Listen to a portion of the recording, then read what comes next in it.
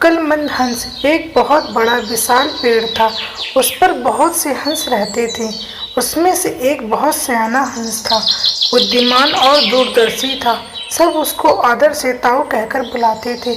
एक दिन उसने एक नन्ही सी बेल को पेड़ के तने पर बहुत नीचे लिपटते पाया। ताऊ ने दूसरे हंसों को बुलाकर कहा, देखो, इस बेल को नष्ट कर दो, नहीं तो यह एक दिन हम सबको मौत के मुंह में ले जाएगी। एक युवा हंस हंसते हुए बोला, ताऊ, यह छोटी सी बेल हमें कैसे मौत के मुंह में ले जाएगी?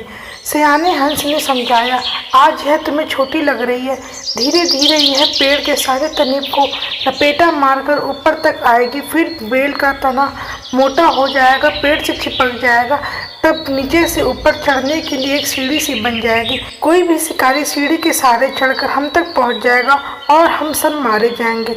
दूसरे हंस को यकीन न आया, एक छोटी सी बेल कैसे सीढ़ी बनेगी। तभी तीसरा हंस हंसते हुए बोला, ताऊ, तू एक छोटी सी बेल को खींचकर ज्यादा ही लंबा कर रहा है। एक हंस बड़बड़ाया, यह ताऊ अपनी अकल का रौब डालने के लिए अंट संट कहानी बना रहा है। इस प्रकार किसी दूसरे हंस ने ताऊ की बात को गंभीरता से नहीं लिया। इतनी दूर तक देख पाने की उनमें अकल कहाँ थी। समय बीतता रहा, बेल लिपटते लिपटते ऊपर शाखों तक पहुंच गई। बेल का तना मोटा होना शुरू हुआ।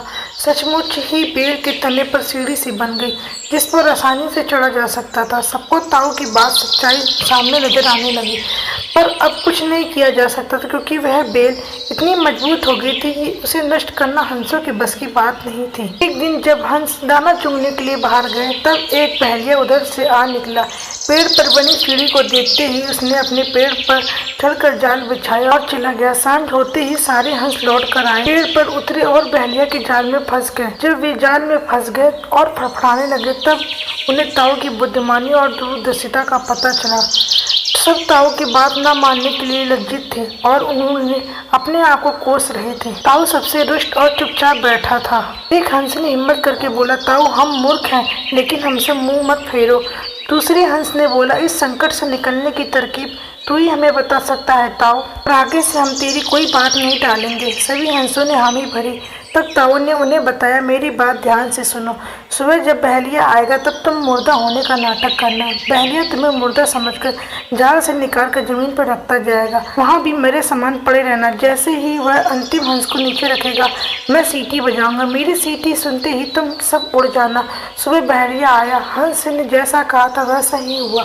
सचमुच बहलिया हंसों को मुर्दा समझकर जमीन पर पटकता गया। सीटी की आवाज़ के साथ सारे ही हंस हवा में उड़ गए। बहलिया अचंभित होकर देखता रह गया। सीख: बुद्धिमानों की सलाह हमेशा गंभीरता से लेनी चाहिए।